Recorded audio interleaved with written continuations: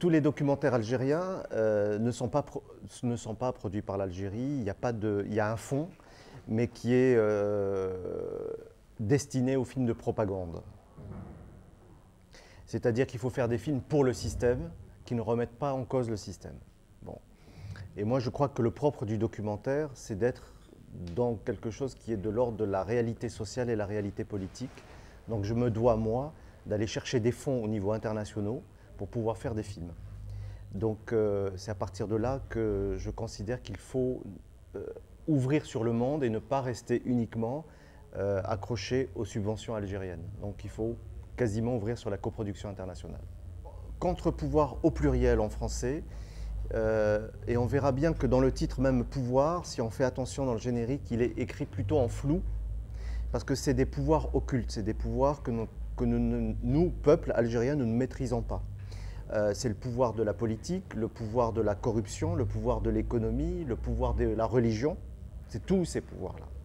Checks and Balances, c'était plutôt la traductrice anglaise. On a cherché au mieux de ce qui pouvait être, ce qui doit donner la couleur de ce titre-là, et elle m'a dit Checks and Balances parce que c'est presque frein et contrepoids. C'est quelque chose qui est comme une justice en balance, quelque part. Et elle m'a dit c'est peut-être le plus juste, c'est mieux que Counter-Powers, ou Account Powers. Il y avait quelque chose qui n'était pas très juste pour elle, et elle voulait vraiment donner une signification plus juste. Et même en arabe, j'aurais pu le traduire de manière plus littérale, et c'était Al-Quwwat al-Mu'akisa en arabe, mais ça veut dire les forces contraires.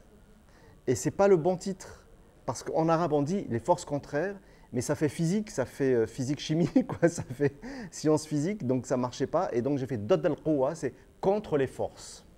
Mais les forces qui sont occultes, ça peut être le fondamentalisme, ça peut être la géopolitique, ça peut être l'Arabie saoudite, ça peut être le Qatar, c'est contre les forces qui investissent l'Algérie. Voilà.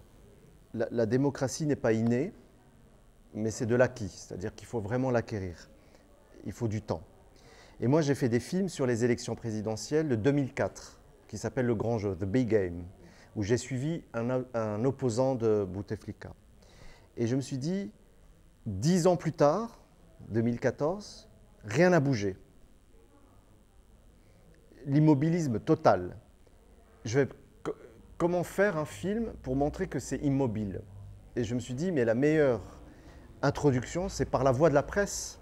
Comment un journal peut-il réfléchir sur une élection qui est identique d'il y a 10 ans? C'est-à-dire c'est 4e mandat.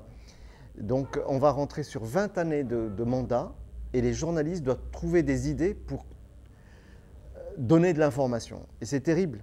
Et ça donne à la fois d'une pierre deux coups une observation sur la politique algérienne, mais en même temps une observation sur les journalistes. Comment peuvent-ils travailler aujourd'hui dans ces conditions-là? Voilà. Donc ça a été pour moi la meilleure façon de raconter l'Algérie d'aujourd'hui.